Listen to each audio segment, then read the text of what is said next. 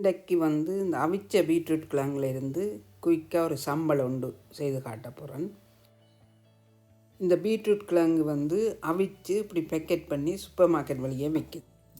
இதுக்கு முதல்ல வந்து இந்த பீட்ரூட் கிழங்கை சின்ன சின்ன வெட்டி எடுப்பேன். இதோட ஒரு கொஞ்சம் தேங்காய் பூ, கொஞ்சம் மெல்லிஸாக வெட்டிய வெங்காயம், கொஞ்சம் பச்சை மிளகாய் சின்ன சின்ன வெட்டி அதையும் இதோடு சேர்ப்போம். கொஞ்சம் அரைச்ச சித்த மிளகாய் அதையும் கொஞ்சம் சேர்ப்போம். கருவேப்பிலை கொஞ்சம் சின்ன சின்ன வெட்டி அதையும் சேர்ப்போம். இதோட நான் கொஞ்சம் மாசிக்கருவாடை சேர்க்கிறேன். மாசிக்கருவாடை போடாமலும் செய்யலாம். தேவையான அளவு உப்பு போடுவோம்.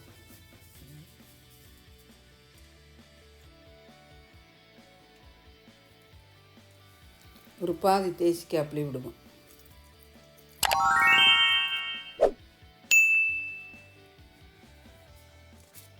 இந்த பீட்ரூட் கிழங்குல கொஞ்சம் இனிப்பு தன்மை இருக்கிறதால மிளகாய் அந்த உரைப்புகளை கொஞ்சம் கூட போட்டால் தான் நல்லா இருக்கும்.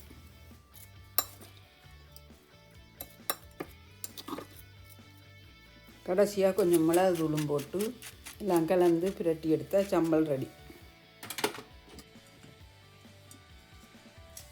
இது வந்து சோத்துக்கு சாப்பிடலாம், புட்டுக்கு சாப்பிடலாம், நல்ல சுவையாக இருக்குது. நீங்களும் இதை மாதிரி செய்து சாப்பிட்டு பாருங்கள் எப்படி இருக்குன்னு.